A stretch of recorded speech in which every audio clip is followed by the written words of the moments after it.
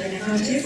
Agradecemos su presencia esta tarde, noche, para poder al conversatorio Reconstruyendo a Jacinta, Racismo, Género y Apropiación Cultural en el Perú actual.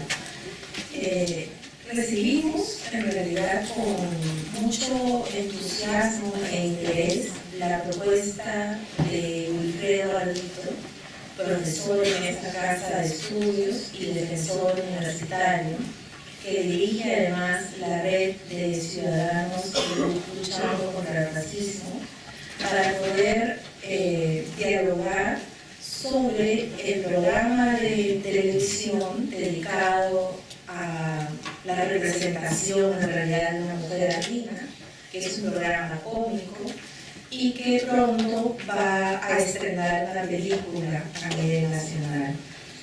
Y como en la maestría en antropología y en la maestría en antropología visual estamos ahorita justamente impartiendo un curso que se titula Antropología de las Identidades Urbanas, que lo dictan los profesores Raúl Castro y Jorge Juárez Lee. Entonces consideramos que era pertinente abrir el debate de discusión.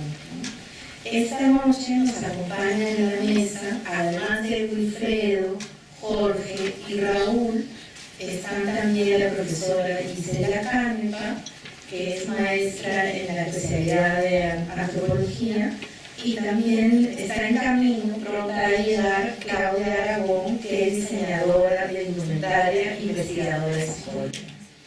Entonces los dejo con acá los presentes en la mesa. Gracias.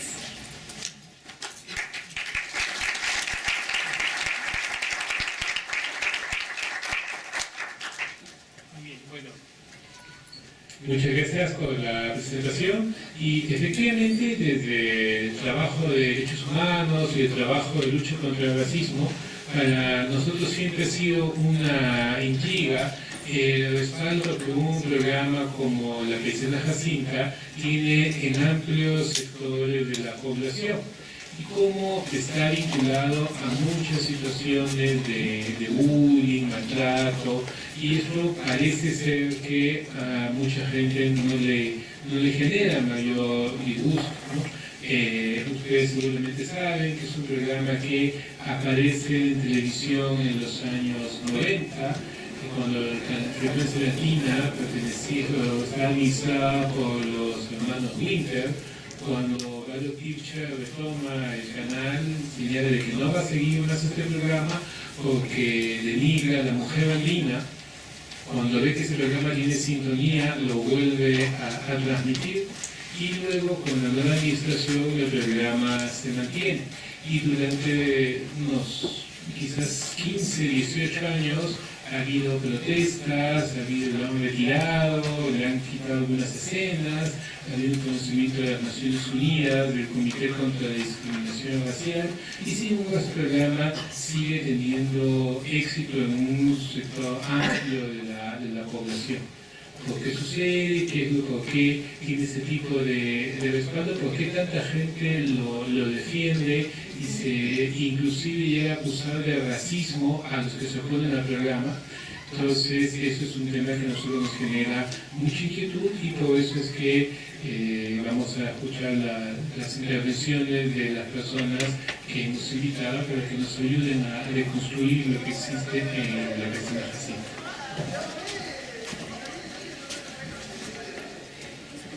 Sí, buenas noches primero. Antes de llegar, estuvimos conversando con Wilfredo aproximadamente una hora, ¿no? Sobre la paisana, por qué aún existe una audiencia que quiere seguir viendo el programa, por qué hay un sector de la población peruana que necesita un programa como La Paisana Jacinta, ¿no? Entonces, quisiéramos trasladar esas preguntas iniciales a nuestros invitados, para luego de una ronda de intervenciones por parte de ellos también poder abrir a ustedes algunas preguntas para que se genere un conversatorio, ¿no?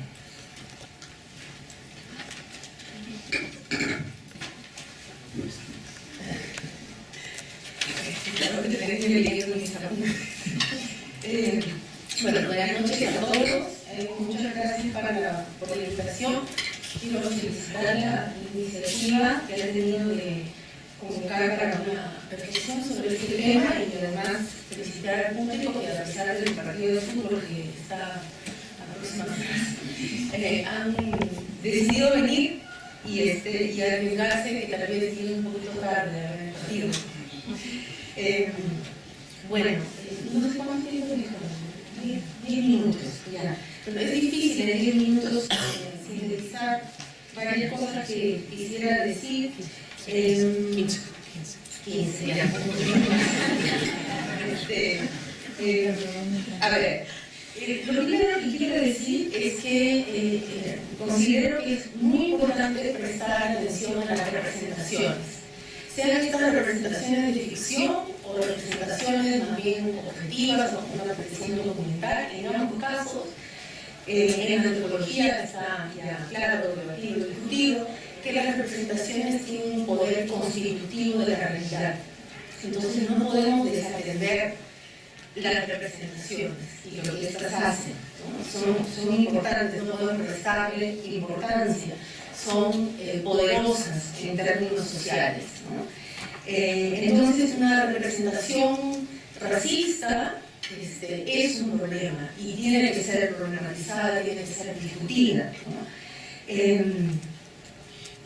Y por esa misma razón también muchos movimientos y luchas de reivindicación identitaria se llevan a cabo a través de luchas por la representación, ¿no?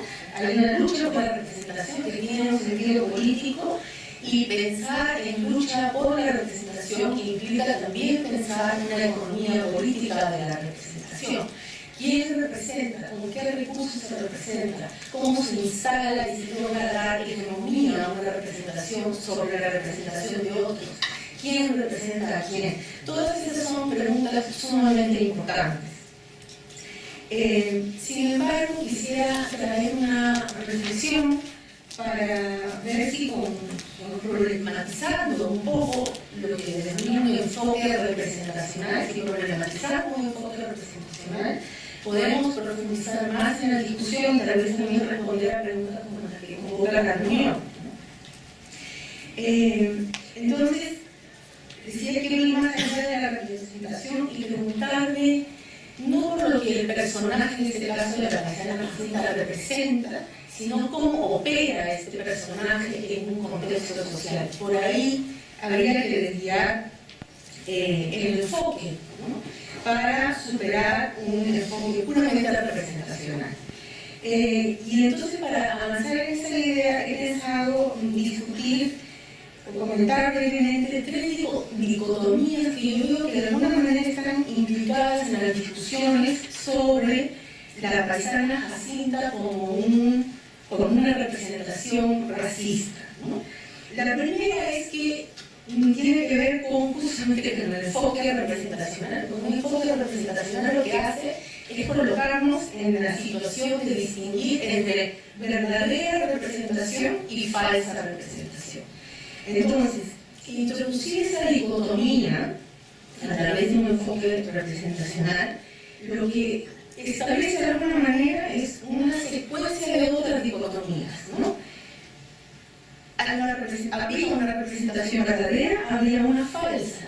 La verdadera sería la no racista y la falsa la racista. O sea, el personaje de la paisana Jacinta es racista porque es una falsa representación de la mujer andina, ¿no? Esa dicotomía pienso que tiene que ser problematizada porque, por lo general, tenderíamos a decir que una representación verdadera sería una representación más de orden documental. Por ejemplo, alguien que vaya a hacer un reportaje y trata de documentar objetivamente una realidad, ¿no? Entonces, esa representación objetiva, ¿no? Sería correspondería no a una intención de denigrar, sino de una intención de documentar, ¿no? Pero esas representaciones en la antropología se discuten mucho, cómo los propios antropólogos, en búsqueda de hacer representaciones objetivas, documentales, sin querer denigrar a nadie, terminan reproduciendo estereotipos raciales. No en la versión denigrante de la pasada Jacinta, pero muchas veces en la versión estereotipada del indígena salvaje o del buen salvaje. El buen salvaje. El buen salvaje también es una representación racista.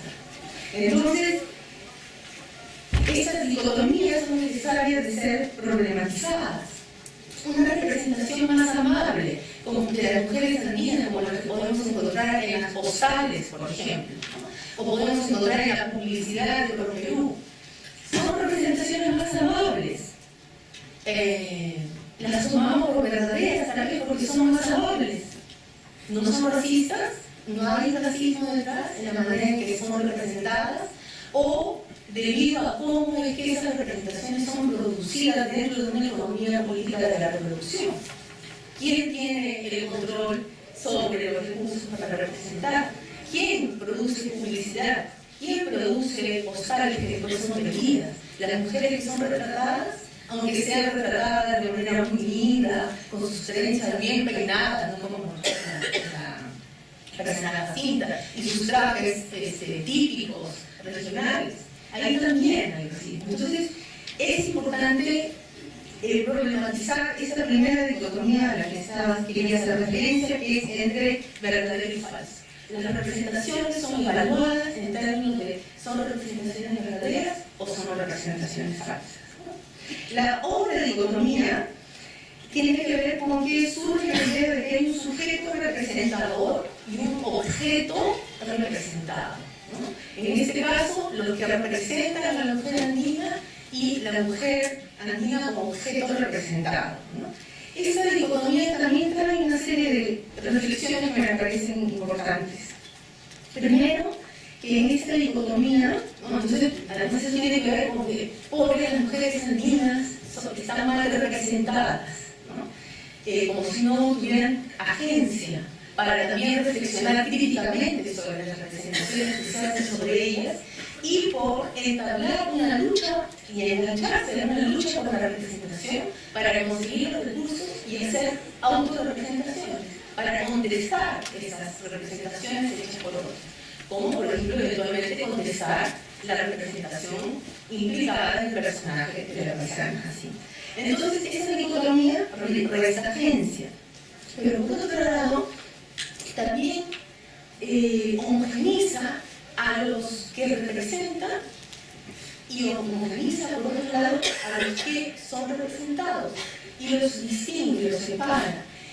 Y acá el problema que yo encuentro es que estamos pasando por alto toda una larga tradición de investigación en antropología sobre la construcción de identidades étnicas y raciales, que justamente nos explica que las identidades étnicas y raciales son identidades que están en permanente negociación y que además se definen en contextos específicos. Las identidades son relacionales, el racismo también es relacional. Entonces, las identidades se construyen cada vez que nosotros interactuamos con otro. En el Perú no gozamos de la libertad del anonimato. Todos nosotros sabemos que en cada interacción social tenemos que decir quiénes somos. Eso no nos pasa en todas las sociedades, pasa en la nuestra. Y entonces, en ese proceso de tener que estar afirmándose frente al otro permanentemente, uno a veces es más blanco, más indio, menos indio, más mestizo, menos mestizo. En ese contexto, si tenemos en cuenta esa dinámica social, entonces, y nos preguntamos cómo ver el personaje de la paisana Jacinta. Entonces, por ejemplo, podemos entender, o podríamos entender, que mucha gente toma el personaje para marcar distancia. Lo usa como una estrategia de posicionamiento. Yo no soy así. Me puedo reír de ese personaje porque no soy así. Aunque me vea, el personaje es muy claro, ¿no? Pero, aunque me vea así, yo no soy así. Entonces el personaje permite marcar distancia, pero también permite al mismo tiempo, creo yo, marcar distancia e identificación al mismo tiempo. Yo soy indio, yo soy cholo, pero no soy sucio, no soy pobre, no soy enfermo, no me faltan los dientes, puedo cuidar. En fin. Entonces, el personaje, yo creo que como una estrategia de posicionamiento de una serie de elementos para la interacción cotidiana. El personaje entra y actúa en nuestras interacciones sociales. Entonces, ahí lo que yo quisiera anotar es que no podemos pensar que el contenido racista de la paisana Jacinta está contenido en su personaje y en la representación de ese personaje. Las representaciones no son una cosa u otra. Las representaciones son eventualmente racistas en la medida en que sean interpretadas así y sean incorporadas en la práctica social de esa manera. Ahí es donde se hacen racistas, ¿no? Entonces, no es que las representaciones sean o no sean racistas, sino que pueden operar en términos racistas o no. Entonces, eso me parece interesante. Y en esa lógica de los usos del personaje, yo cuando estaba mirando ahora, porque en realidad a propósito de esto es que empecé a interesar y ver algunos capítulos, me hizo recordar mucho a un personaje que se llama, la traducción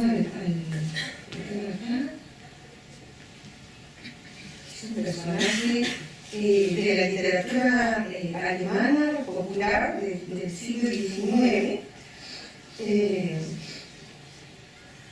Pedro, no me acuerdo el nombre ahorita, pero perdón, lo que pasa es que el personaje yo lo conozco porque es un personaje de la literatura alemana y yo leí ese libro cuando era chiquita. Es un hombre, pero también en la versión femenina, todo despeinado, siempre portándose mal, ¿no? Y cada vez que se porta mal, se enferma, o daña algo, rompe algo y tiene que ser castigado. Entonces, ese personaje de la literatura popular alemana del siglo XIX servía como un instrumento pedagógico para formar a los niños en una cultura de clase burguesa, de las buenas maneras, de mesa, por ejemplo, ¿no? de la buena manera de mirarse, de cuidar la salud, en fin. Entonces, yo cuando estaba viendo a la paisana Jacinta tenía que pensar en ese personaje. Y me pregunto si no tiene también ese uso pedagógico, ¿no? Que se refiere a las aspiraciones que la gente puede tener, de querer ser todo lo contrario de la paisana Jacinta, ¿no? La otra dicotomía a la que quería hacer alusión es que en esa discusión sobre el contenido racista del personaje de la paisana Jacinta se establece la dicotomía y la distinción entre quienes reconocen a la paisana Jacinta como racista, es decir, como una falsa representación de la mujer andina, ¿no? Y que por lo tanto se atribuyen un saber y una conciencia, ¿no? Frente a quienes no reconocen, no se dan cuenta que acá hay un discurso racista, ¿no? O que se dan cuenta, pero usan el personaje. Esa distinción entre los que saben y los que no saben, ¿no? Establece una distinción de orden moral. Porque lo que hace la distinción es instituir un criterio de lo políticamente correcto. Es decir, los que saben son los que dicen que es lo políticamente correcto, ¿no? Y tal vez es una de las cosas que ustedes están hablando conmigo. Pedro Menéndez, gracias. Y entonces, de esa forma se establece una distinción moral entre unos y otros, ¿no? Y ahí yo me pregunto, en esa distinción moral estamos reproduciendo formas de discriminación étnica y de clase, porque a los sujetos étnicos y de clase y de género también se le atribuyen condiciones morales, ¿no? Entonces unos son morales, otros son inmorales, los blancos son morales, los indios no son morales. Y entonces los que saben son blancos y son morales, y los que no saben son indios, ¿no? Entonces yo creo que es importante también reflexionar sobre esa dicotomía.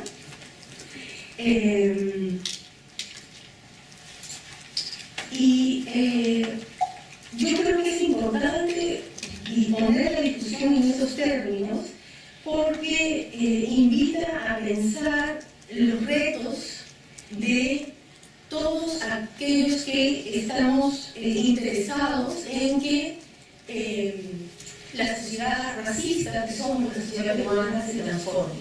Pero si queremos tomar acciones, tenemos que saber también cómo es que operan estos fenómenos, ¿no? Porque creo que no necesariamente la censura va a resolver el problema. Yo censuro a un personaje que pueda tener contenido racista, pero hay muchos otros personajes que se nos pasan por alto porque también están operando en esos términos. El problema está en que vivimos en una sociedad con relaciones y con una ideología donde esos personajes tienen un terreno fructífero para avanzar, ¿no? Y como último punto, quería hacer una referencia, no sé si tenemos tiempo todavía, a la película.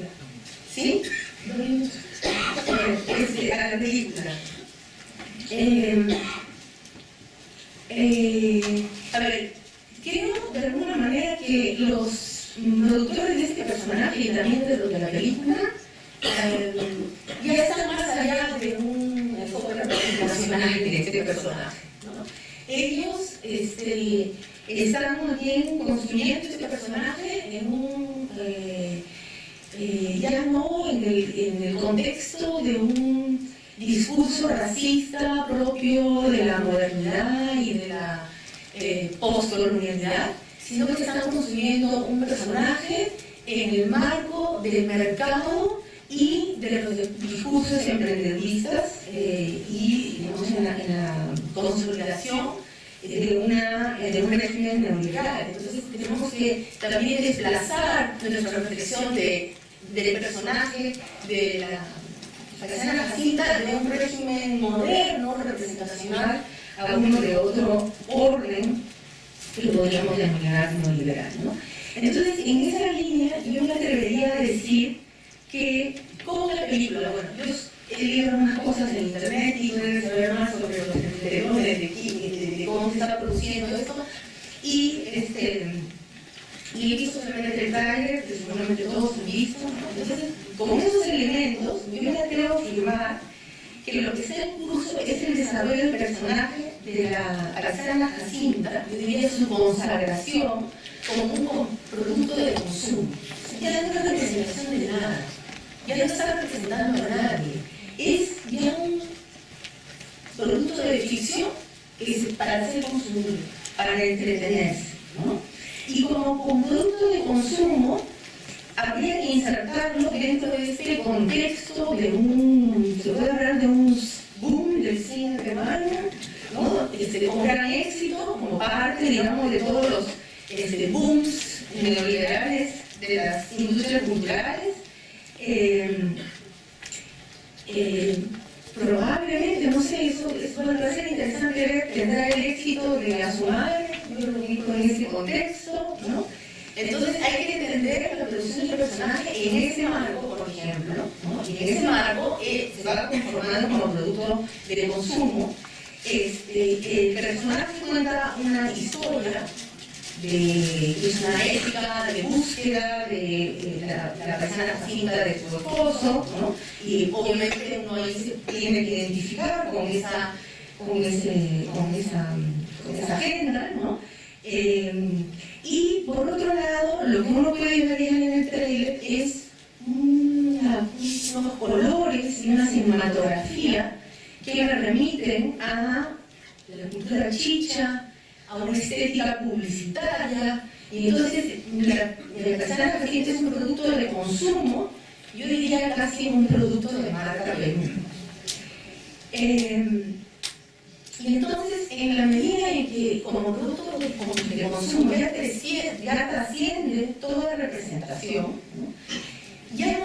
ya ya se pasa de un régimen interpretativo en términos de verdad o falsedad de las representaciones a un régimen interpretativo distinto, donde lo que está en juego es el éxito o el fracaso. Y entonces, ¿cómo ve el personaje de la Balaceana Jacinta como objeto de consumo? ¿Y qué formas de discriminación reproduce? ¿No? Yo diría que como objeto de consumo banaliza a sus referentes. Sus referentes serían las mujeres andinas, ¿no? Por un lado, sería como un personaje de ficción, yo decía, deja de ser la representación de alguien, ese alguien se desvanece a costa de la invisibilización, o sea, a costa de la invisibilización de la existencia real de poblaciones que viven en la pobreza y la falta de educación y salud, es decir, en la precariedad. Algunos luchadores étnicos, por ejemplo, opinan que la invisibilidad es más costosa, es más problemática, es más difícil de combatir que una falsa representación. Y yo creo que con el personaje de la Jacinta ya como objeto de consumo y de ficción, los referentes a los que podría haber estado representando desaparecen totalmente. Y entonces desaparece la falsa representación, pero también aparecen las representaciones más, digamos, cercanas a una población, o más justas, a una población pobre, que carece de escuelas, que carece de salud, ¿no? De servicios de salud. Entonces, invisibiliza, ¿no?, a las poblaciones que viven en la pobreza y la falta de educación y salud, es decir, que viven en la precariedad.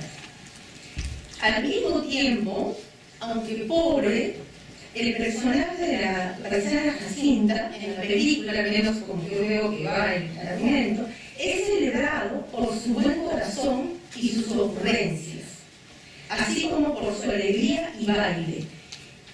Y es un personaje que seguramente va a conquistar al público. Y en esos términos, lo que se va a celebrar es el éxito del personaje por conquistar al público a pesar de su condición precaria, ¿no?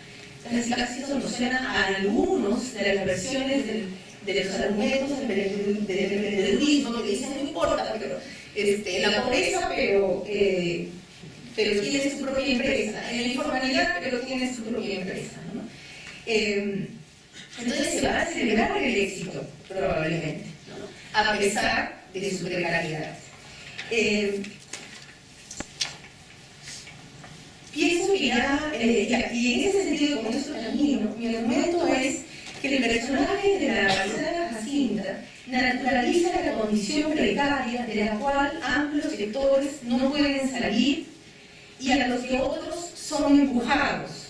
Una precariedad que resulta de la condición y de dinámica económica y gubernamental que hace a los sujetos y colectividades responsables de sus propios destinos. Es decir, es un personaje que empieza a encajar perfectamente con una ideología neoliberal. En este marco, el personaje de la Balaceana Jacinta opera como discurso racista no por lo que representa, sino en la medida en que racializa al sujeto precario. Que este personaje sea además una mujer debe despertar nuestro interés, ya que son las mujeres los actores especialmente celebrados por el discurso emprendedor. Y ahí lo dejo. Gracias.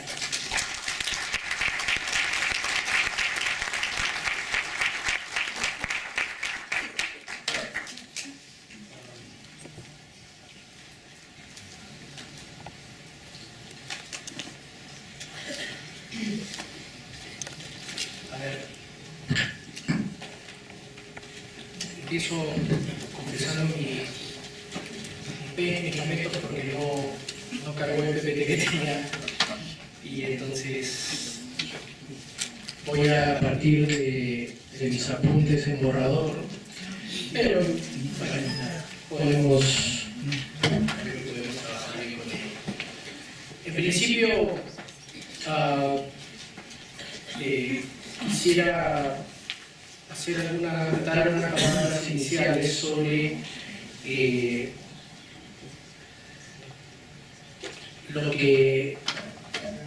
a lo que quizás Gisela se refirió como algo,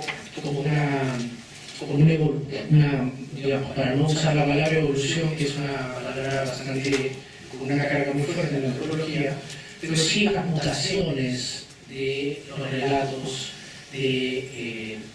sobre Jacinta, ¿no? Y como todos sabemos, Jacinta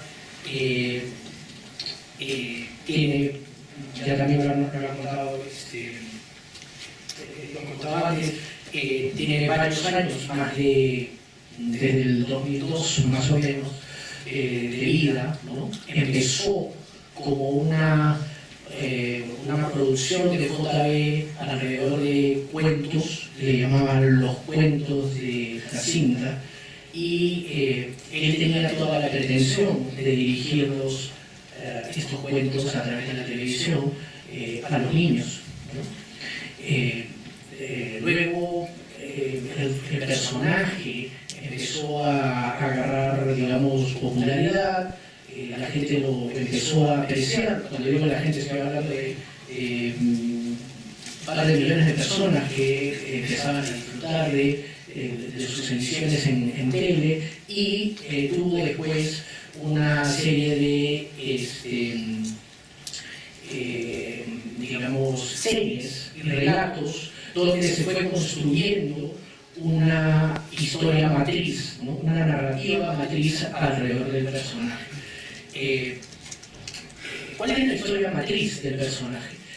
Lo cuenta JB en una entrevista hace un año más o menos que le hacen en Perú.com, y él dice que un día que él estaba caminando por el lugar de Miraflores y se encontró con una paisana, que es el uso coloquial con el que al cual la gente se refiere cuando habla de las mujeres que vienen de los Andes, con una clara raíz y una clara identificación étnica indígena, quechua sobre todo, o en todo caso quechua aymara o de los idiomas de los Andes.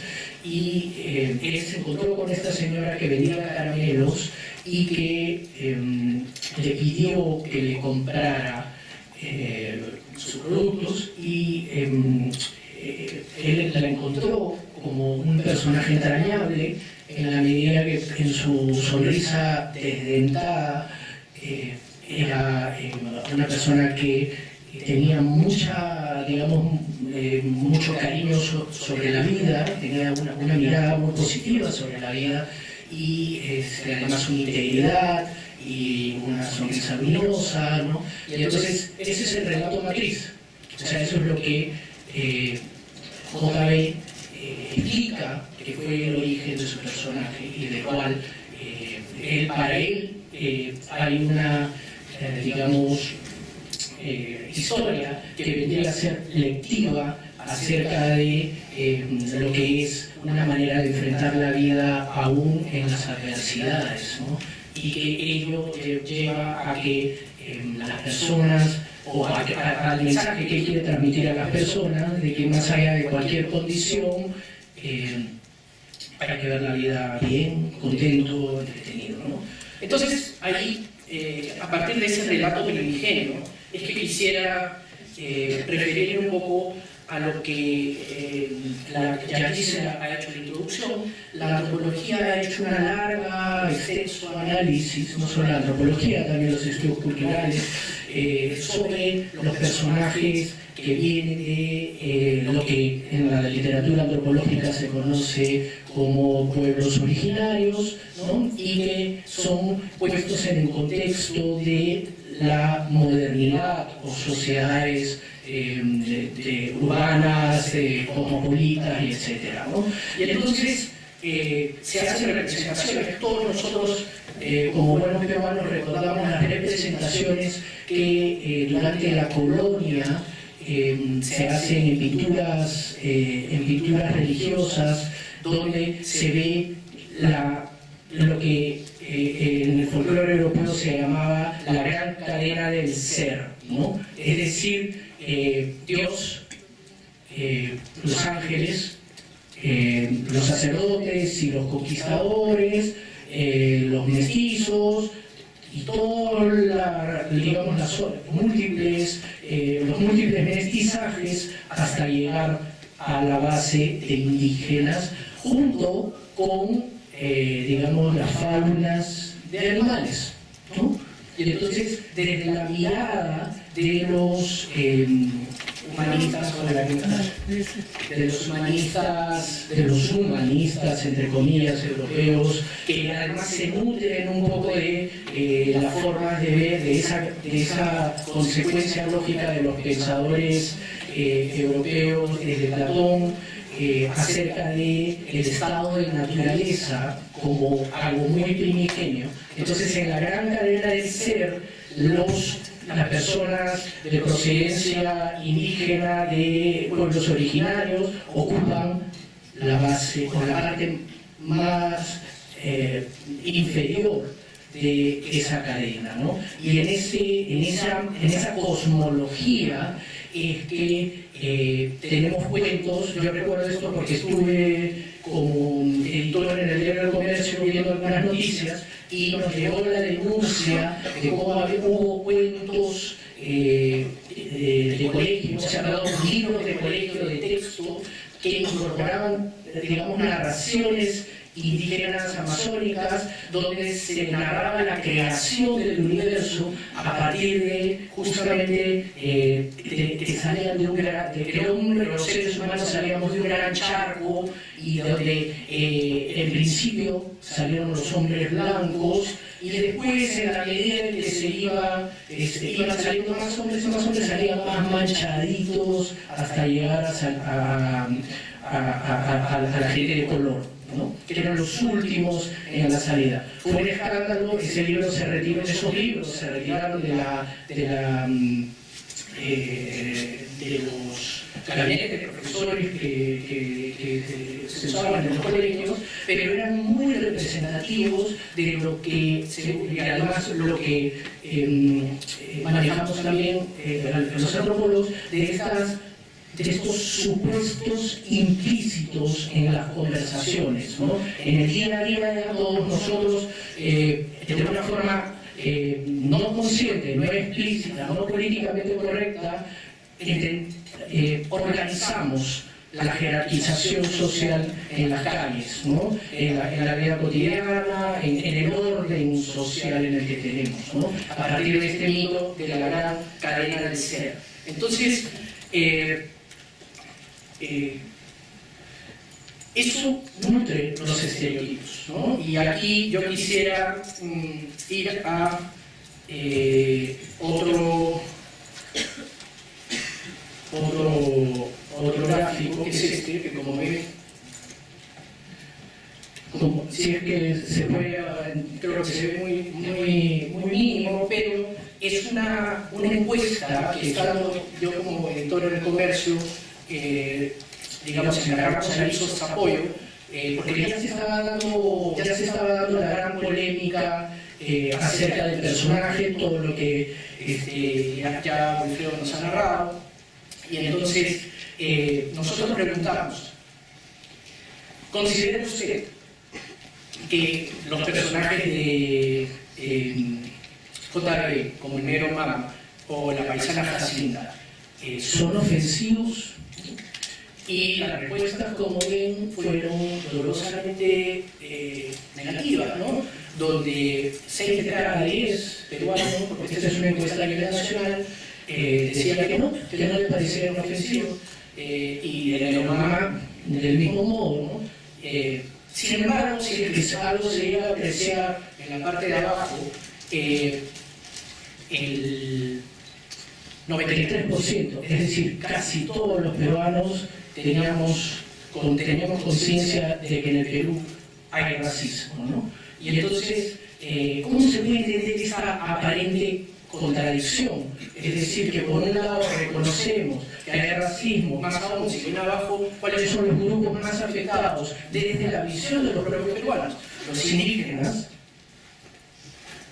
cuando hablamos de indígenas hablamos de pueblos originarios, 63%, los afroperuanos 48%, ¿no? Y así por el estilo. Entonces hay una plena conciencia en el peruano de que existe un racismo, pero curiosamente, no sé, digo curiosamente entre comillas, ahora vamos a conversar en la medida del tiempo que me quede, de por qué hay una aparente contradicción entre no percibir que las representaciones de JB son racistas, ¿no?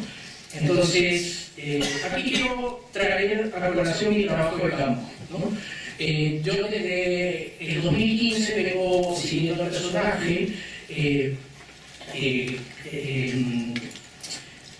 hice algunos estudios, o más bien trabajo, digamos, observación participante de audiencias, entrevistas, y cuando apareció el circo me pareció que era recontra importante ir y asistir y estar presente en el modo como los limeños disfrutaban del espectáculo, ¿no? Entonces, claro, por ejemplo, la visita fue el 15 de agosto en la Parque Zonal de Viracocha, en San Juan del Lurigancho, ¿no? Hay también una, pese a, digamos, la segmentación clara del espectáculo, una nuevamente curiosa, alto costo de las entradas, ¿no? Donde incluso el sector VIP, ¿no? Y los niños llegan a pagar por encima de los 2 años, ¿no? O sea, todos pagan por encima de los 2 años. Otra cosa es la, digamos, centralidad del personaje en la experiencia del circo. Lo importante era, es decir, lo importante para los visitantes, ahora lo vamos a ver, era la experiencia de ver en directo al personaje, ¿no? Y aquí yo quiero traer a colación la vasta también producción académica alrededor de los mundos sociales imaginarios, ¿no? Desde el punto de vista antropológico, ya, digamos, desde los años 50 en adelante hay cierto consenso alrededor, y lo ha mencionado Gisela antes, de poder ordenador de la noción de mundo, de la noción de los mundos de los medios de comunicación. De la misma perspectiva con que originalmente las historias familiares ordenaban nuestros criterios y nuestras categorías. Luego de la escuela, ¿no?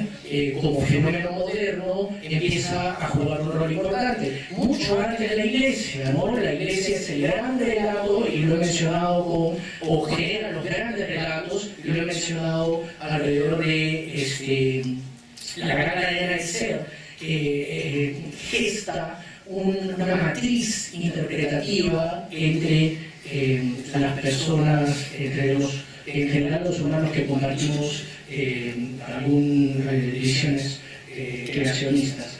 Y eso no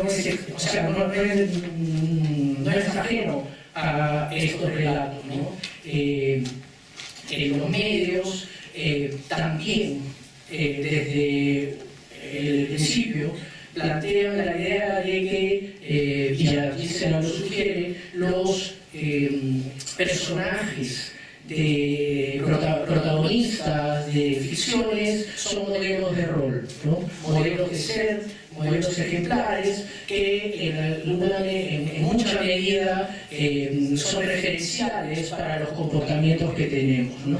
Y en ese sentido hay que comprender el modo como estos mensajes en los medios se dan. No se da de una forma independiente, no se da de unilineal. O sea, los antropólogos hablamos de la sociedad de, mejor dicho, Philip Kodak tiene un excelente libro sobre la sociedad del horario estelar, ¿no? Y cómo, si uno tenía una diapo bonita sobre eso, pero no la tengo ahora, cómo uno puede percibir la narración en simultáneo, por ejemplo, en los canales de TV peruano, en el horario estelar, ¿no? Ustedes saben que la televisión es un medio absolutamente totalizante, está en el 90 y tantos % de penetración en el Perú, ¿no?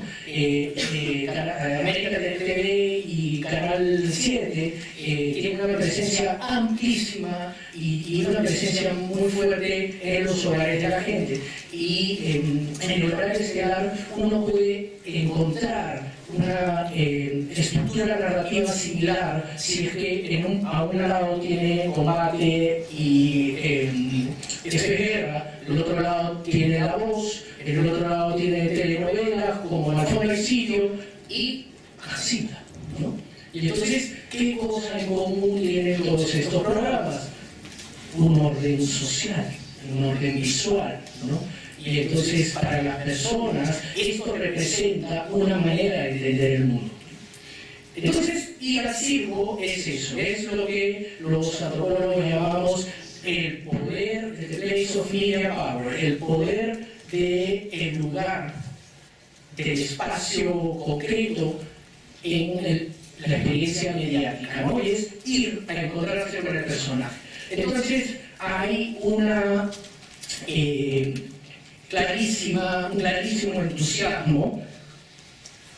un clarísimo entusiasmo por la experiencia. Hay la idea de hacer cola para todo, además,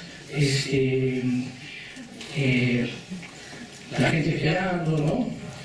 Y para hacerse fotos, o sea, uno saca un ticket para irse a hacer fotos con la manzana, y algunos comentarios, ¿no? El comentario en términos generales es que están yendo a ir a ver un espectáculo chévere, a ver entretenimiento sano, ¿no? Además, un afán muy grande de ir y ver el espectáculo y entonces regresan porque la primera vez no pudieron, ¿no? Y la siguen a Jacinta del especial del humor. Ahora, como tengo poco tiempo, bueno, ojo con lo polimedia del asunto, porque además lo ven en YouTube, compran los DVDs, compran los álbumes, los cómics, ¿no? Interesante ver qué es lo que se piensa sobre Jacinta, ¿no? Pero voy a regresar a ello al final, corriendo, y me interesa esto. Los cómics del Yuca, de éxito, esto. En el campo encontramos esto, la muñeca de la casa, ¿no? Y entonces fue interesante ver cómo había un consumo cultural, un consumo mercantil alrededor de esta muñeca.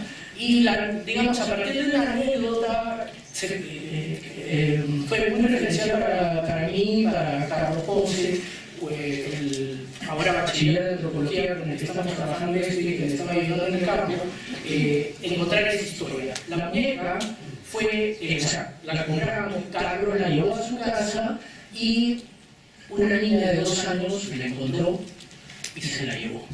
Le encantó, le pareció que era una cosa, o sea, muy tierna y se la llevó con él. Y entonces, una familia de Miraflores, ¿no? ¿Qué dice la mamá? Le pusimos Victoria, su nombre real, de la niña, ¿no?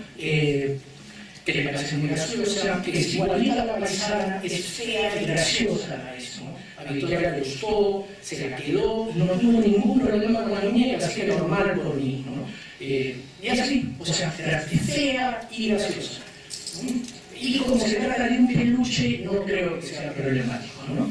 Igual, la muñeca tuvo una vida, como todas las muñecas, como vieron en la imagen, y hoy está la niña creciendo armada en el armario de los juguetes en desuso. La vida social de una muñeca que porta una representación de alguien entrañable, fea, pero entretenida, ¿no? Entonces, vamos un poco, y con esto cierro, a lo que la gente piensa de esto, ¿no?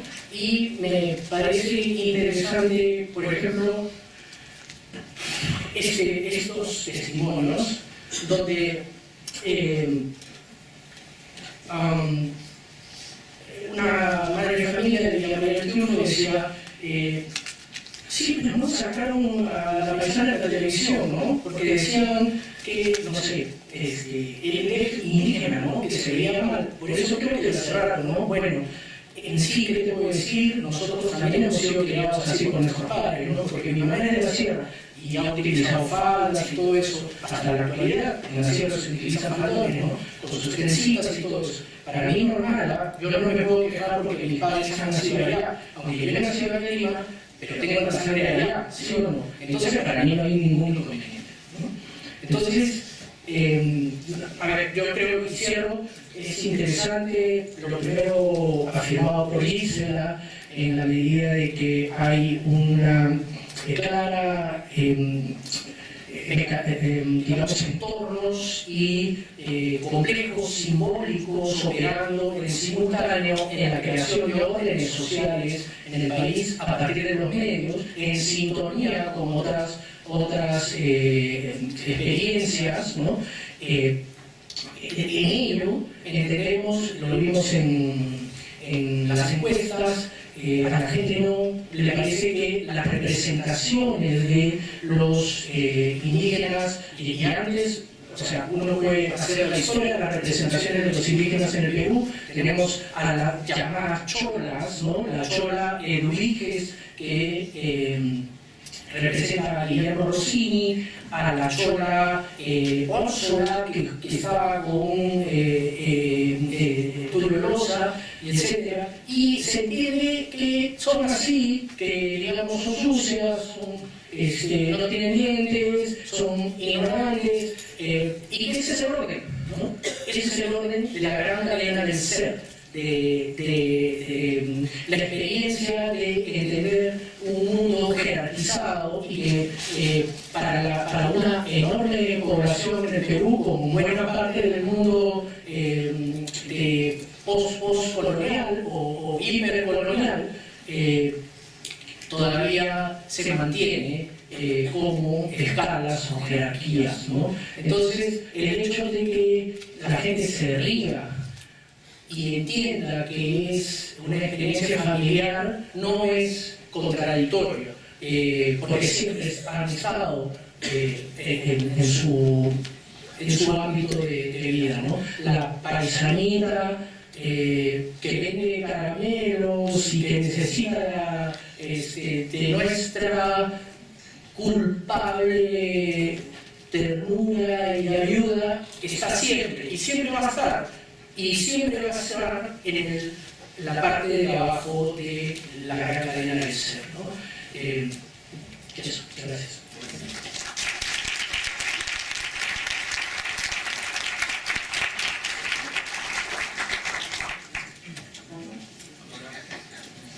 Va a hablar Claudia Aragón. Hola chicos, ¿me escuchan? ¿Me escuchan? Acerca el micrófono. Hola. No está prendido. Cambio de sonido. ¿Te paras ahí? Sí. Sí, yo creo que sí.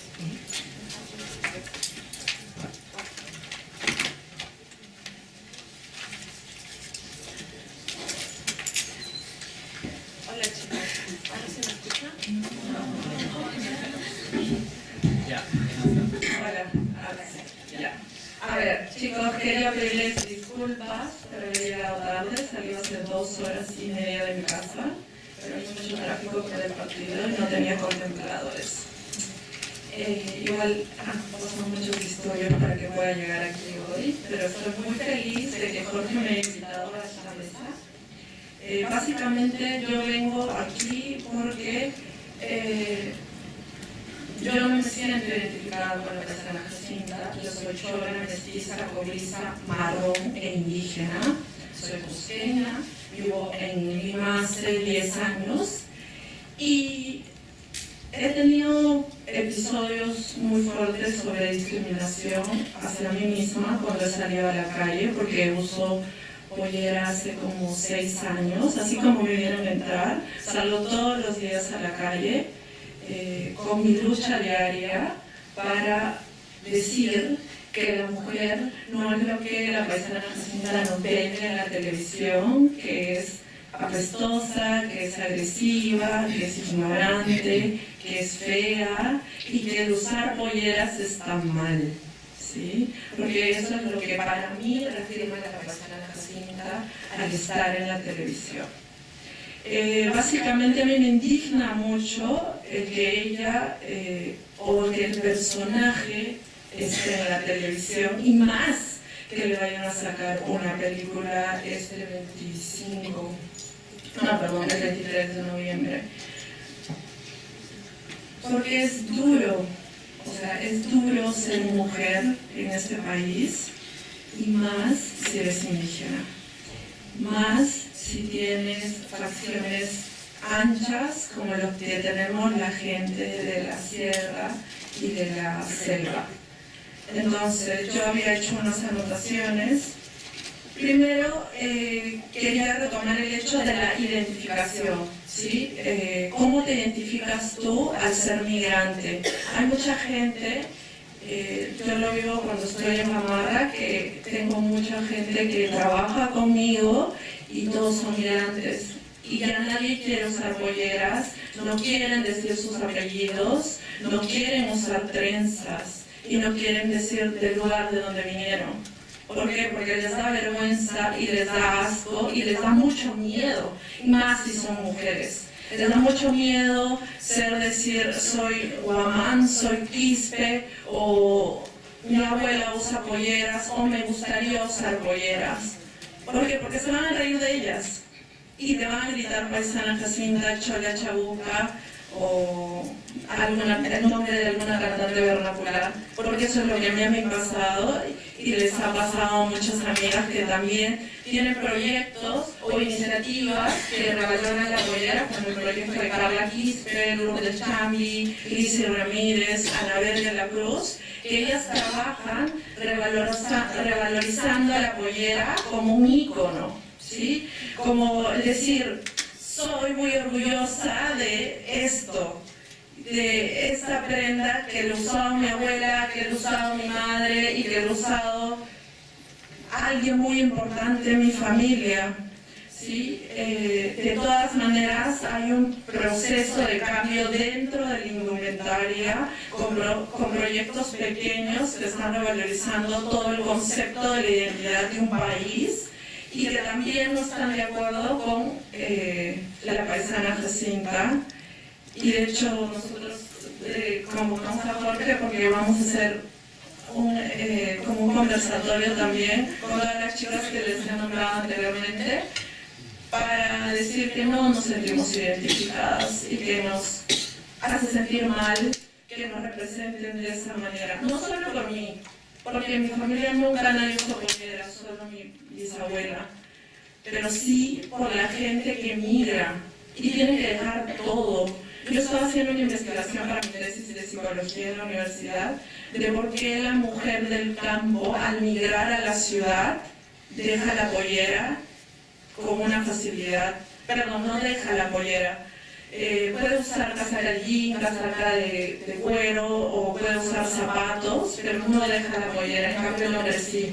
El hombre deja su poncho, deja el chullo, deja toda su indumentaria, porque quiere insertarse a un mundo laboral que no le permite utilizar prenda originaria en cualquier sitio. Eso es algo que es un tema desafiante dentro de la sociedad, que de hecho en países como Bolivia ya se ha superado, porque hay mujeres que usan 35 polleras y se van al teatro, se van al cine, entran a un restaurante y no les restringen el derecho de admisión. Acá sí pasa y me ha pasado.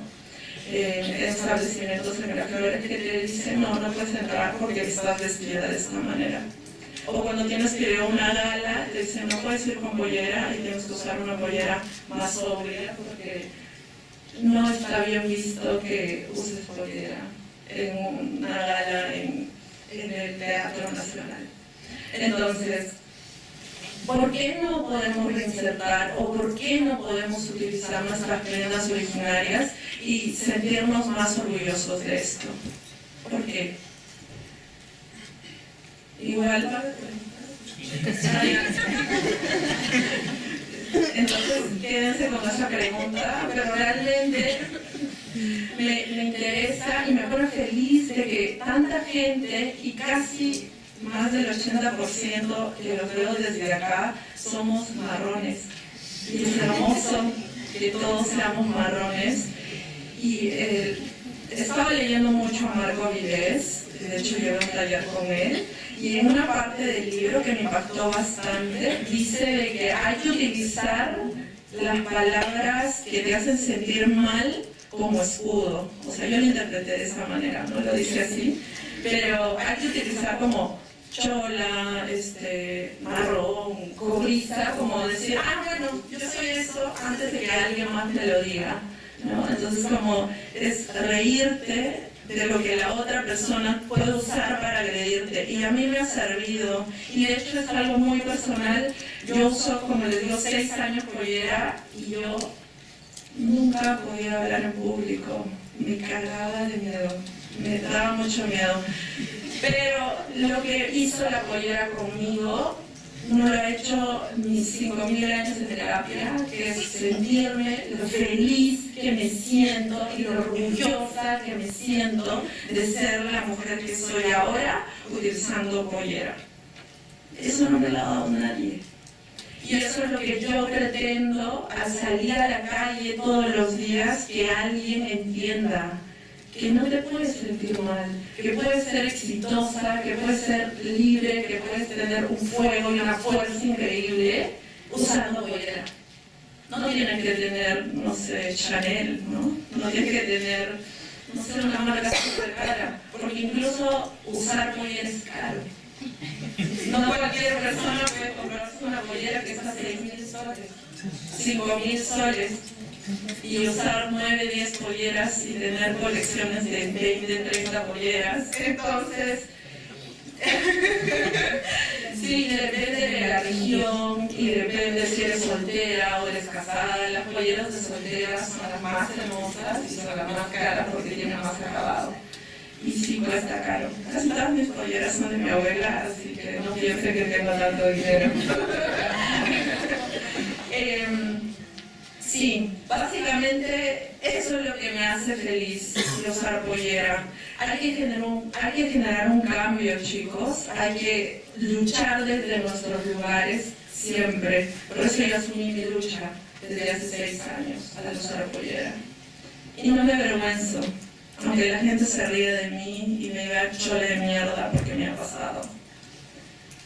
Entonces, hay que sentirnos bien y felices, no solo usando pollera, sino algo que te identifique, porque, ya esto es un término de indumentaria, la ropa que uno tiene es su armadura para salir a luchar a la calle, en esta guerra que es Lima y el mundo, porque es muy agresivo.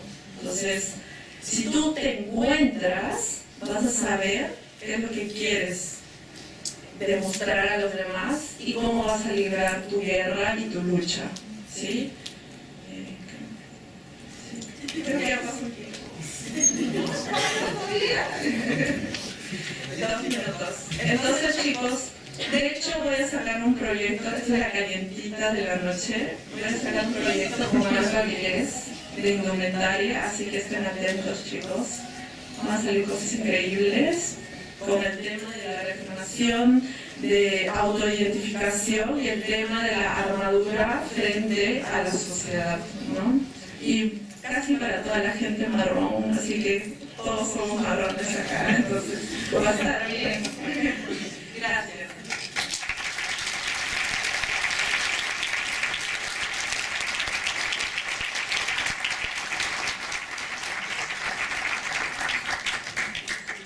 Muchas gracias, Claudia. Ahora invitamos a que haya una ronda de preguntas. Mencionan a quién quisieran hacer la pregunta para que se apunte y luego de eso la respuesta de los expositores.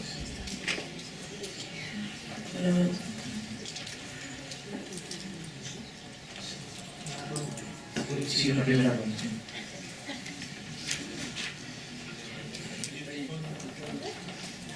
¿Y mencionan a quién la pregunta o si es para todos? Está medio raro el micrófono.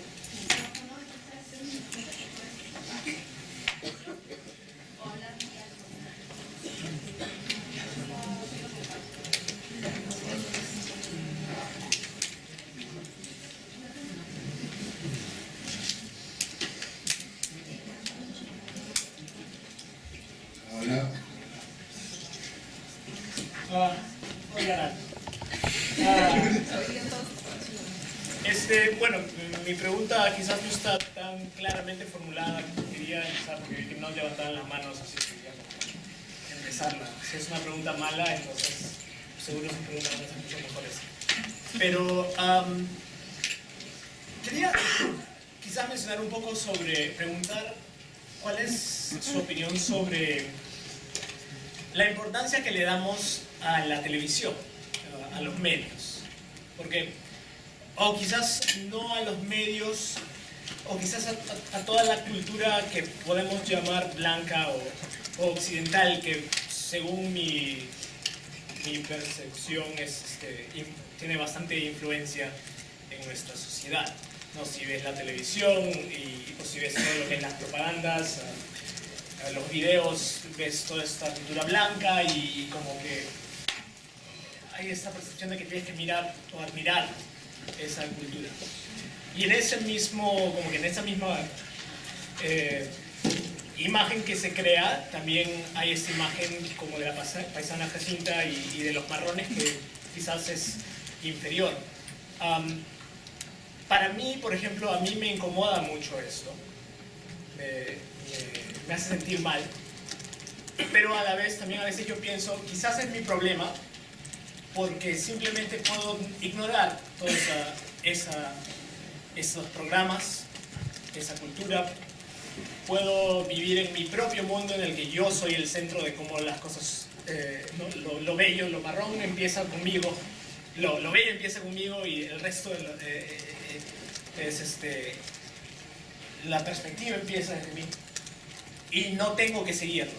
Entonces yo por lo menos tengo ese dilema interior en el que si realmente es algo contra lo que debemos luchar o si es nuestro problema darle tanta importancia a los medios o al esquema que nos han criado a seguir de cierta manera. No sé si eso tiene sentido como una pregunta.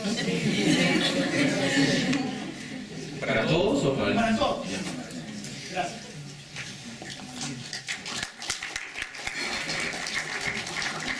Bueno, por supuesto que tiene sentido porque mucha gente dice ¿y por qué les molesta? No lo vean, no vean la televisión, ¿no? Y sin embargo otros dicen, ¿no? Eso nos molesta, ¿no? Entonces es una pregunta realmente válida. Sí, buenas noches con todos. Yo quisiera hacer una pregunta especialmente a la doctora Gisela Canepa, ya que estuve tratando de escuchar atentamente su perorata en el sentido de que ella hablaba mucho de las representaciones, de que si habían representaciones falsas o representaciones verdaderas, y también incluso llegó a comparar al personaje de la paisana Jacinta con un personaje de la literatura alemana. Sin embargo, lo que me llamó un poco la atención en lo que ha dicho la doctora Gisela Canepa es de que si bien ella ha podido visualizar a través de videos, YouTube, sea lo que sea, pequeños episodios de la paisana Jacinta, ella no ha mencionado que en estos programas hay no solamente un afán denigratorio, sino un mal gusto de parte del peruano. ¿Por qué el peruano tiene mal gusto porque yo cuando puedo ver algún episodio de La paisana Jacinta, yo no solamente veo una mujer jorobada, desdentada, mal peinada, sucia, piernas abiertas y etcétera, sino también puedo observar que hay un pésimo guión para todos los personajes que están actuando dentro de estas escenas. Y cómo ella relaciona con un personaje de la literatura alemana diciendo que esto fue del siglo tal y que tenía en esa época un fin pedagógico. Estamos en el siglo XXI y si esto es con un fin comercial, dudo mucho que haya un trasfondo pedagógico en el sentido que le dan al personaje de la paisana Jacinta.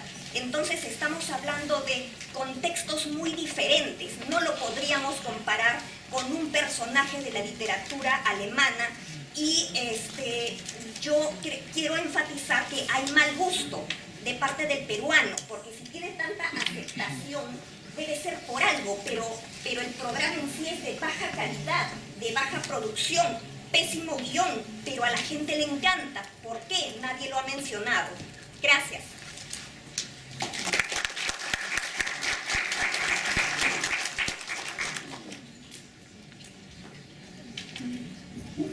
Allá al fondo, sí, el de Celeste, sí, hace referencia. Sí, quería la pregunta para la señorita y creo que una reflexión o ponemos a pensar acerca de esto todos, ¿no? La señorita mencionó el medio, pero no puedo ver tu nombre, disculpa, es Claudia. Claudia mencionó que había venido hace 10 años a Lima y que con justa razón y justo derecho ella no se siente identificada con la paisana Jacinta. Me pregunto yo, pues, de repente acá nadie se siente identificado, pero pueden haber mujeres que sí. Y siendo honesto, yo he visto algunos capítulos de la paisana Jacinta, personalmente me parecen un humor grotesco, así como el resto de humor que hay en televisión nacional. Pero en los capítulos que he visto, el que queda humillado, el que queda burlado, siempre es la contraparte, nunca es la paisana. Entonces yo digo, ¿por qué ver el lado de la victimización? ¿Por qué verlo por ese lado y no por el lado de que en realidad la paisana es la que siempre logra triunfar en los capítulos? Y ahora, continuando con esto, en los medios de comunicación, si se busca atacar realmente la discriminación, creo que estamos atacando por el lado incorrecto.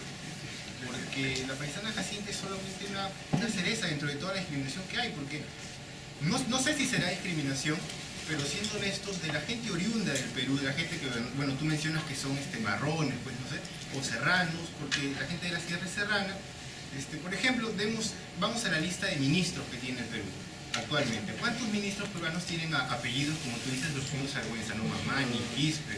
En realidad, vamos a la lista y tenemos un apellido Ajovino, Ferreiros, D'Alessio, Wexler, Molinelli, Del Solar, Bruce, Olaechea. Entonces, ¿dónde están nuestros ministros, que uno podría decir oriundos nacionales? Entonces, no sé si deberían atacar el verdadero racismo o el verdadero sentir de producir el indigenismo por otro lado y no por no porque este es un humor social para el pueblo. Es mi opinión y es una pregunta que... Gracias. Nos quedamos con esas preguntas. Sí. A ver, 2 preguntas más. ¿Sí? Sí, quizás está más orientada a Gisela y a Ramón, me parece, porque quería entender, ustedes mencionaron el tema del emprendedurismo, ¿no? Y yo creo que este es un elemento como muy interesante para ver en lo que se está haciendo como cine nacional, porque dentro de todo, incluso a su madre tiene algún tipo de discurso acerca del emprendedurismo, ¿no?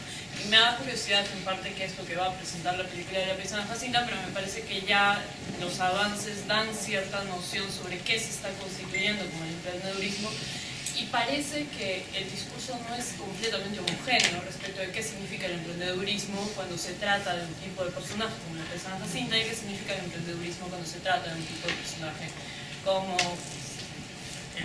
los de a su madre, ¿no? Porque no son los mismos personajes principales, sino lo mismo. Y no sé si tiene más observaciones respecto de esto, o sea, qué es lo que se está constituyendo dentro de este supuesto discurso que hasta ahora siento que lo hemos tratado desde ciencias sociales como una suerte de discurso homogéneo, con una serie de elementos comunes, y que ahora creo que se está cuestionando a propósito de estas nuevas fórmulas discursivas respecto del mismo elemento.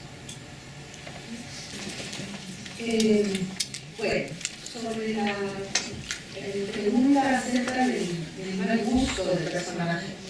Estoy totalmente de acuerdo en que es un personaje de mal gusto, incluso ya desfasado de formas de ficcionalización, de representación, eso de la cara pintada de negro y el hombre representando a la mujer, ¿no? O sea, es que ya está totalmente desfasado en términos de estética, de propuesta estética, ¿no? Pertenece a otras décadas. Entonces, a mí también me parece mal gusto, y si yo alguna vez vi así mirando en la televisión un rato el personaje, no lo vi más porque justamente me parecía un personaje de mal gusto. Como todo el humor del programa de otros más, ¿no? Ustedes son más jóvenes, pero quizás se vean otros que también me parecían de mal gusto. Pero ¿por qué no hablé sobre el mal gusto de este personaje? Porque no quería, eso abre toda otra problemática, porque que yo diga que me parece un personaje de mal gusto o un programa de mal gusto es una percepción que tiene una carga de clase social.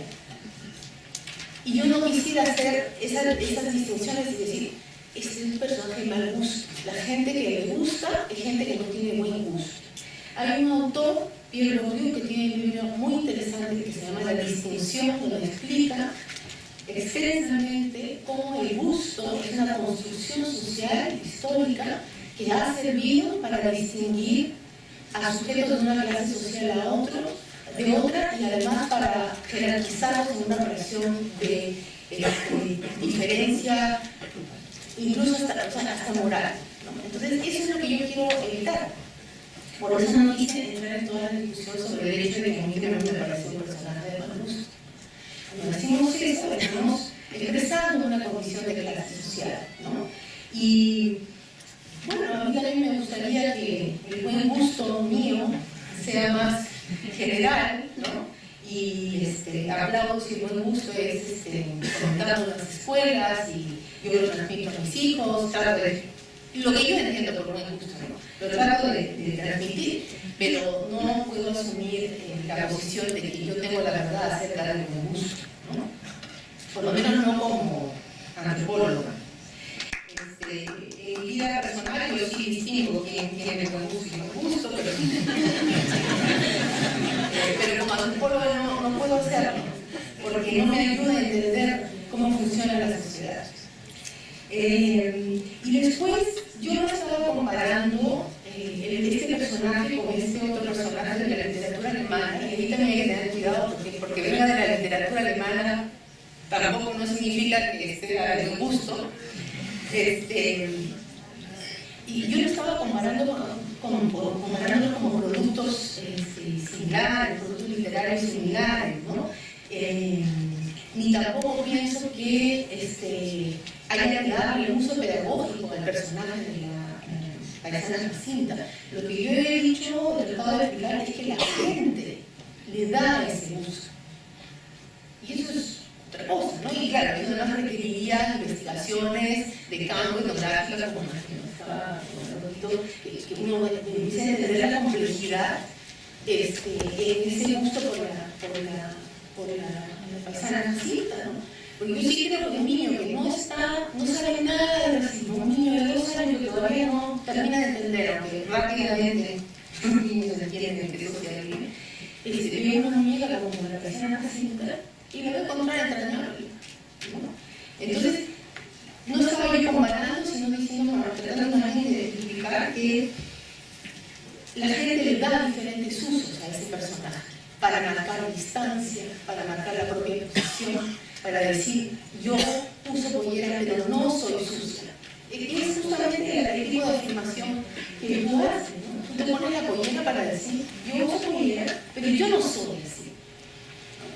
Y por eso yo creo que más que censurar al personaje, lo que necesitamos son iniciativas sociales, ¿no? Donde hay una disputa y el personaje de la Jacinta sea disputado por otras mujeres. Bueno, sobre el emprendedurismo es un tema que me interesa. Yo ahora, a propósito, me pidieron hablar sobre la persona Jacinta, leyendo este personaje personajes que emergen en la película, no pude dejar de ver ahí algo vinculado al discurso del emprendedurismo, ¿no?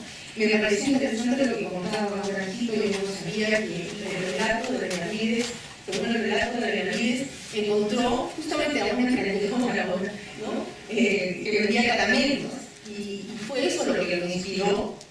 Entonces, en el origen del personaje hay todo este discurso que tenemos los peruanos, ¿no? Sí, el peruano es emprendedor por naturaleza. Y pareciera que ese sentimiento de alguna manera lo terminó encarnando en este personaje. Entonces me parece interesante, me parece que me hace pensar que la idea de trabajar esto en términos del discurso emprendedor tiene sus posibilidades, ¿no? Y claro, el discurso emprendedor es complejo, también va variando, necesitamos investigarlo más. Hay una tesis en antropología que ahora se están haciendo en torno al tema, ¿no? Pero yo quisiera referir a una distinción que se hace en el mundo del emprendedurismo, ¿no? Y está la afirmación siguiente: los peruanos siempre han sido emprendedores por necesidad, y tenemos que terminar con esa etapa.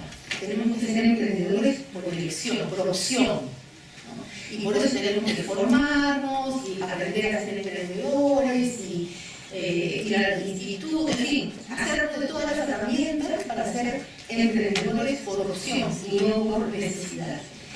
Es un discurso interesante hacer esa distinción, pero tiene que ver también con procesos a través de los cuales dentro del discurso emprendedor se empiezan a establecer distinciones y jerarquías entre verdaderos emprendedores y los que no son verdaderos emprendedores, ¿no?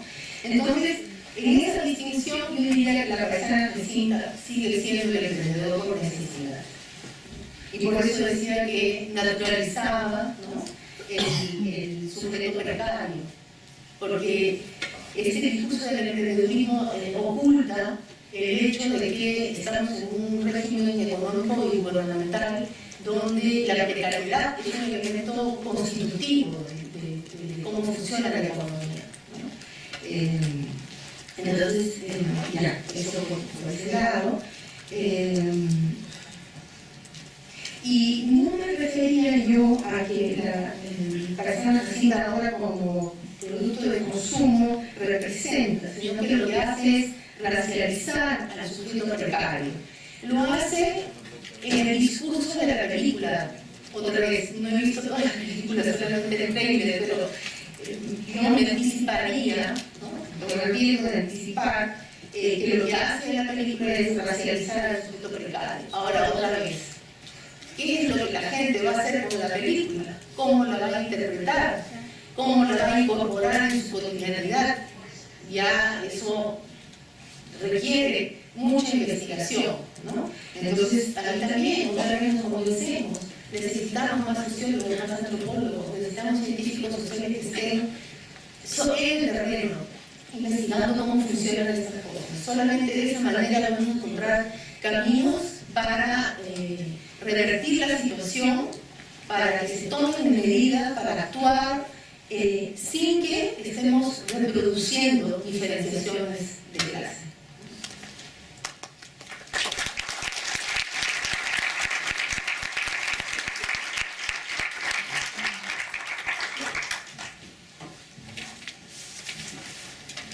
Creo que Gisela ha agotado bastante y de una forma excelente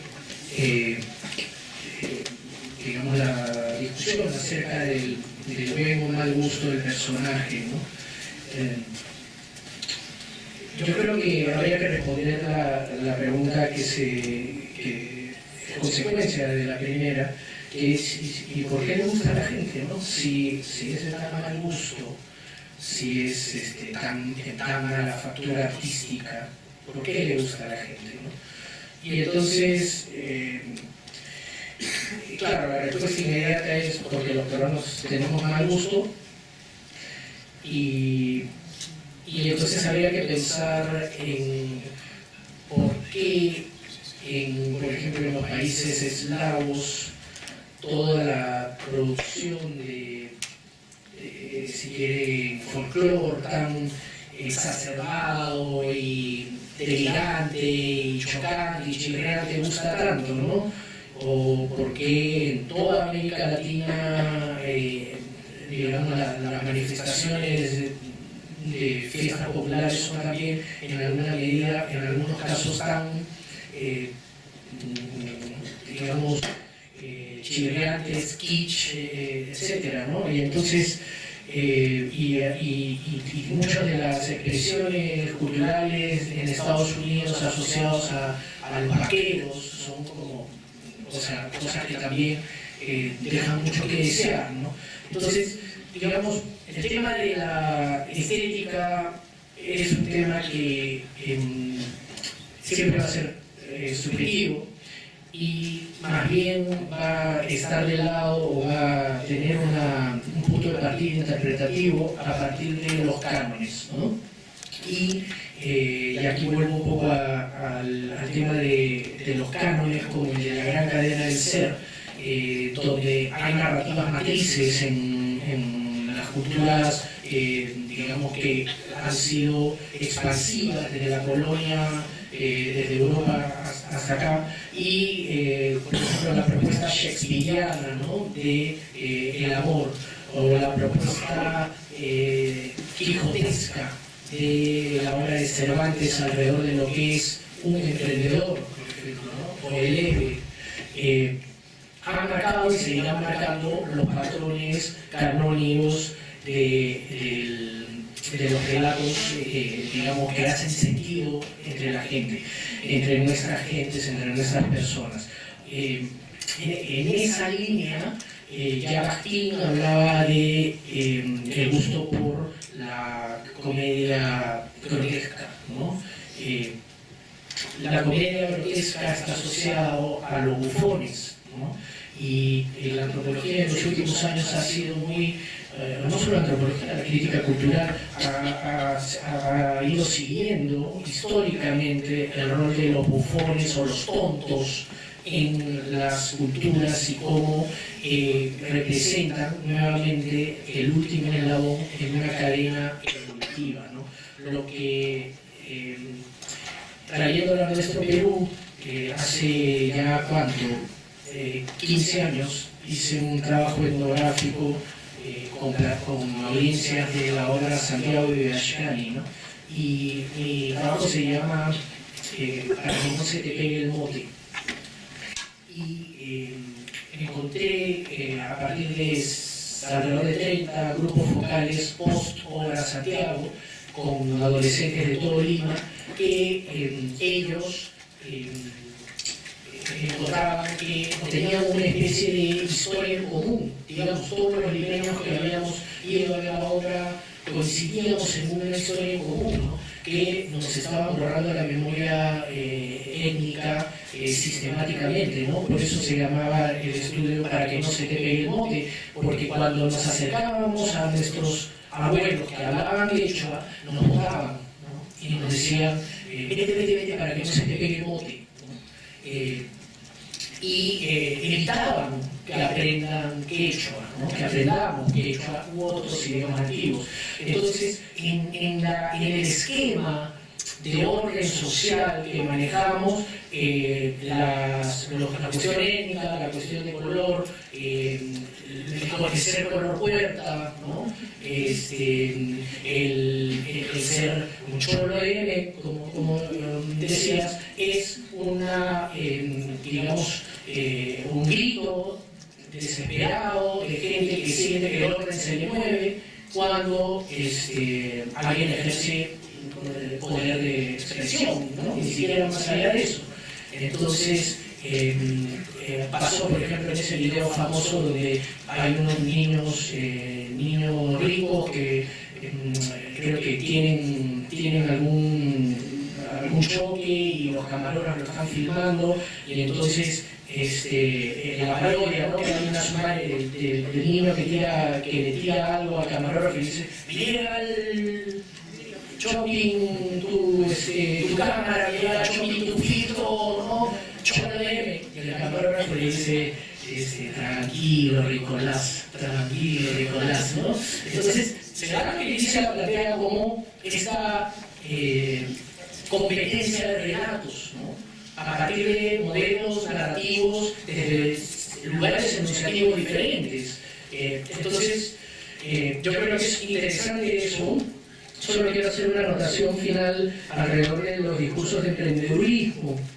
Y sí, yo estoy trabajando en un libro sobre el nuevo cine peruano comercial. Entonces tengo un texto sobre Asumari, tengo antes un texto sobre los cines regionales y ahora estoy trabajando con algunos relatos, como por ejemplo Siete Semillas, La Hora Final, Néctar, Codorito. Y entonces me parece que ese discurso inicial, casi monolítico, quijotesco, lucasiano de George Lucas, ¿no? Del Jedi, ¿no? de que sale de un lugar escondido en un planeta muy muy lejano y que termina siendo el líder o el único, el elegido. Ese relato monolítico está hoy bastante fragmentado y hay encuentros con otro tipo de relatos, y uno de ellos es el de los triunfadores fallidos, como el de Siete Semillas, ¿no? Que es aquel que tuvo todo, que tuvo éxito, pero que tocó fondo, ¿no? Y que no encontró una felicidad muy de la mano con los relatos de autoayuda. Del mismo modo, también está el relato de los héroes no conocidos, no reconocidos, como de La Hora Final, ¿no? Donde hay una lucha en la memoria peruana contra la memoria salvadora, como decía Carlos Gregori, de Fujimori y Montesinos, para resaltar la memoria o el rol de los personajes específicos del reino, ¿no? Entonces son los héroes no reconocidos, y también están otro tipo de héroes como el de 11 machos, ¿no? El héroe de pueblo, el héroe de la vida cotidiana, ¿no? Como le llaman los gringos, el everyday hero, ¿no? Entonces, hay varias formas de entender esto, llámese el discurso monolítico, y en ese escenario es que aún todavía se mantienen ciertas estructuras, que es lo, creo yo, que tenemos que atender con mayor firmeza, ¿no? Tenemos que ver de una forma transmedial, polimedia, transmedial, cómo existe todavía un orden jerárquico en cuanto a estructuras sociales. Ya lo demostró Liuba Cogan y compañía con sus estudios sobre entrevistas laborales de la Pacífico, ¿no? Ellos hicieron un ejercicio de poner un aviso donde buscaba o llamaba a un empleo ficticio, y los empleadores escogían aquellos apellidos de origen extranjero o español, ¿no? Y no llamaban a los de apellido nativo, ¿no? Entonces, ya lo dijo Gisela, la racialización existe, la raza no existe, epistemológicamente,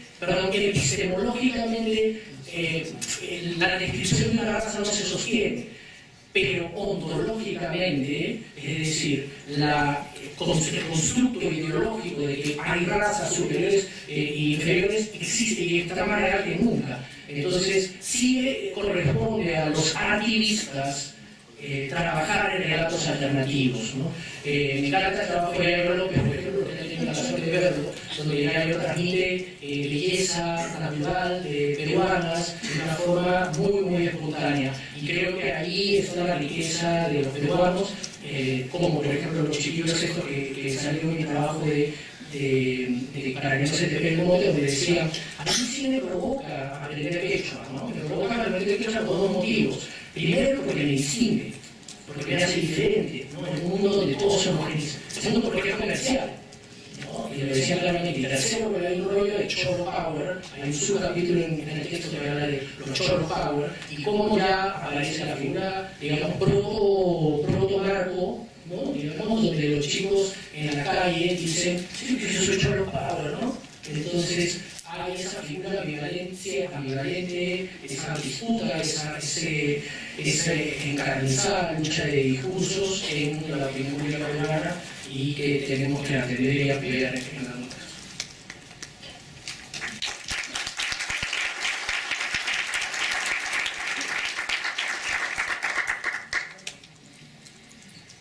Hola.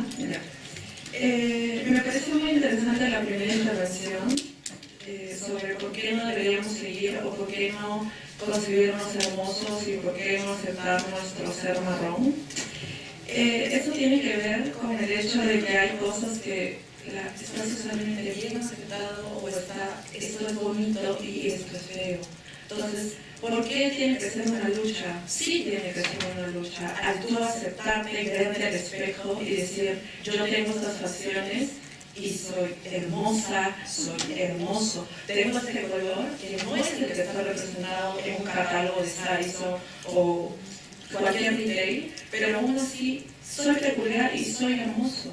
Es como autoreafirmarte, abrazarte y aceptarte. Yo creo que desde ahí va a partir el que cada uno haga una lucha y se acepte de abrazarse.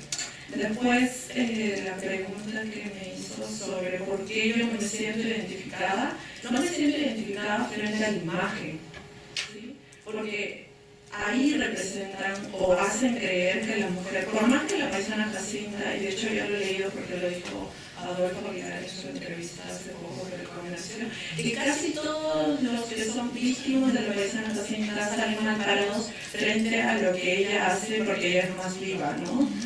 Pero, ¿cómo la representan?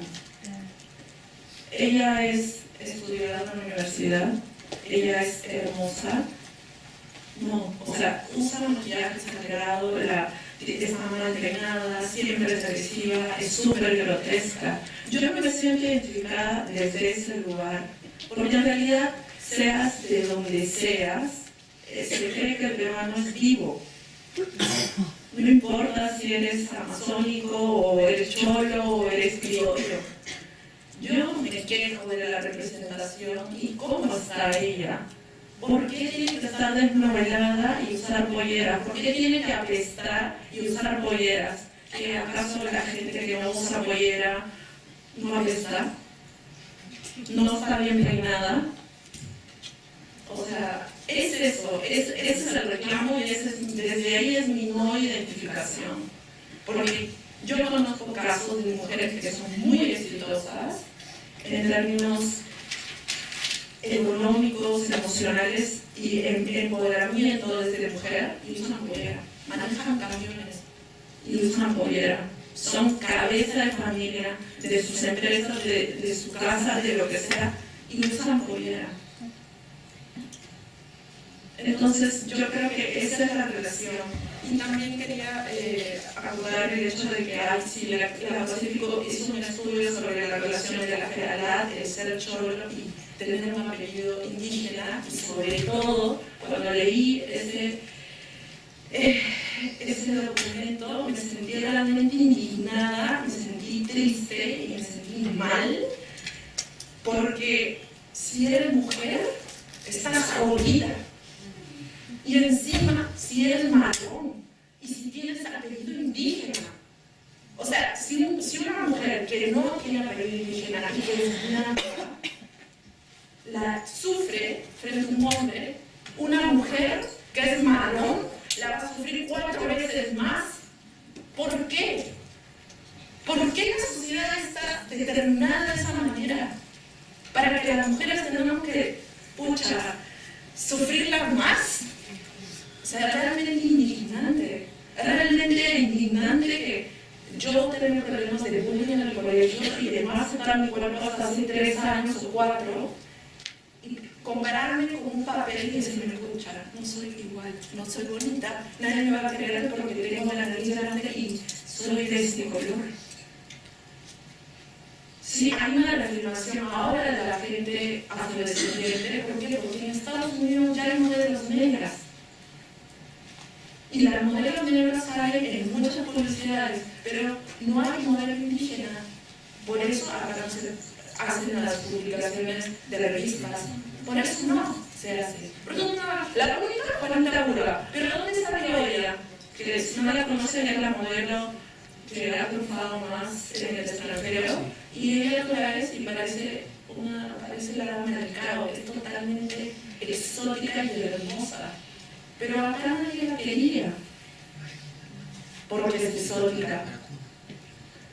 Le dije exótica para decirle chola y serrana, ¿no? Pero ese es el término que se usa dentro de la industria de la moda, es exótica. Pero claro, la triunfa afuera, está en revistas muy importantes y ahora sí la quieren sacar acá. Sí, yo creo que parte mucho de aceptarte, amarte y reconocerte. Y no sentirte mal de tu apellido ni de tu abuela que usaba polleras, y también retomo lo que le dijo, a mí me prohibieron hablar que yo cuando era muy joven, porque mi abuela decía que nos iban a discriminar. Yo no entiendo esto, pero no hablo. Por esto. De hecho, cuando comencé a usar polleras, mi mamá se reía un poco de mí. Me decía, ¿por qué estás loca? ¿Por qué usas polleras? Y después ya van entendiendo que eso es parte de un renacimiento, ¿sí? de reconstruirme y decir, pucha, yo no soy eso, ¿no? Yo soy migrante y uso polleras porque me siento feliz, porque me faltaba eso y gracias. ¿Sí? No sé si respondí las preguntas.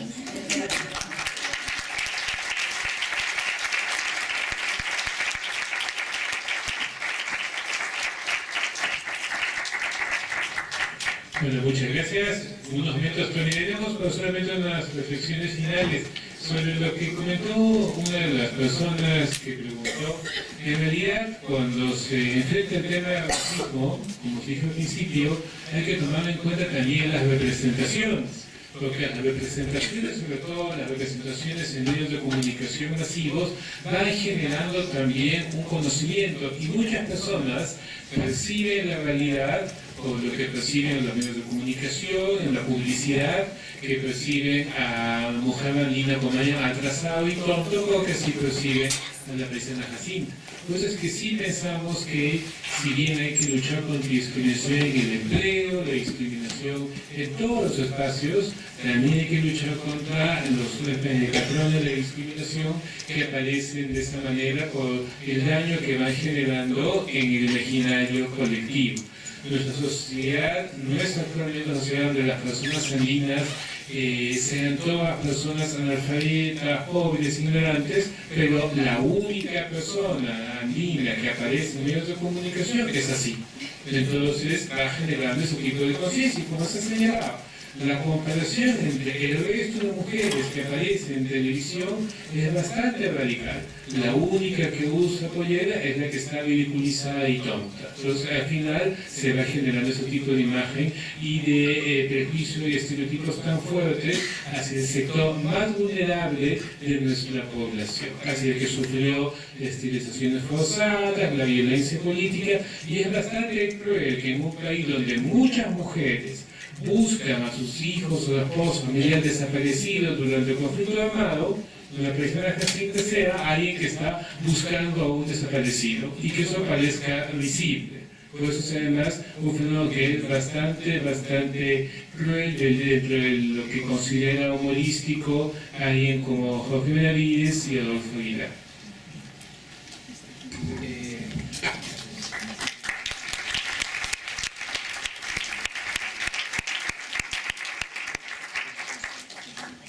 Unos días atrás he estado pensando respecto a este conversatorio, y el día de ayer me puse a leer los comentarios que habían colocado las personas en el fanpage de la universidad respecto al evento, ¿no? Y ponían así: encima hacen el evento el mismo día que juega Perú, bien jacintas son.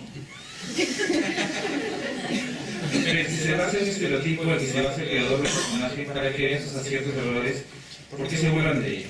Son supuestamente la Universidad Católica, si les sobra el tiempo y los salones de conferencia, ¿por qué no mejor rezan el rosario?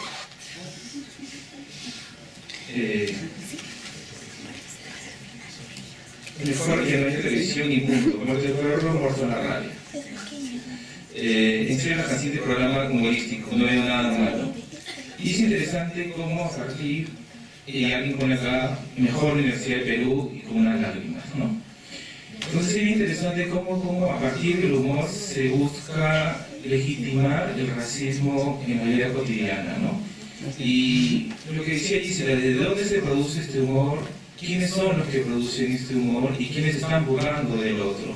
Estamos hablando de un centro hacia una periferia.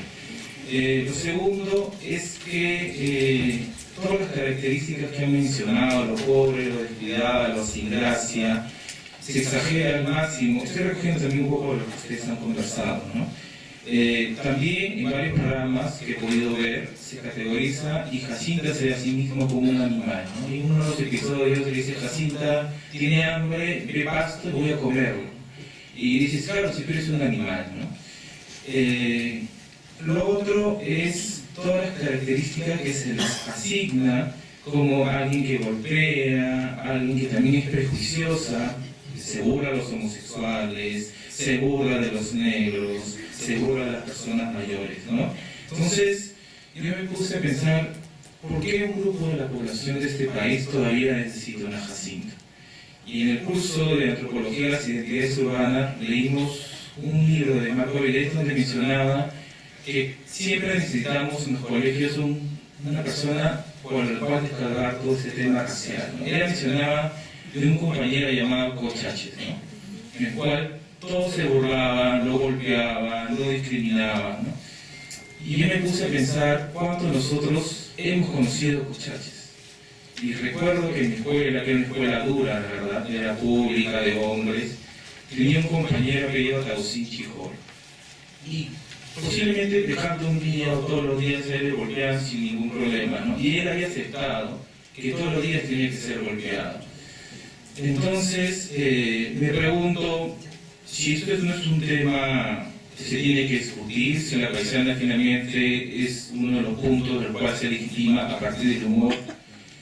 Y como mencionaba Gisela, a verdad a mí me ha gustado mucho escuchar a ustedes, colegas, reflexionar sobre este tema, y creo que la universidad debe entrar en estas disputas, debe entrar en estas discusiones y ser uno de los actores que está discutiendo esto, al igual que el diseño, la indumentaria y el activismo, ¿no? Y finalmente es pensar cuántos Cochaches o cuántas Jacintas o Jacintos están siendo discriminados a partir de esta reproducción que se da todos los días en los medios, ¿no? Por eso quería saber.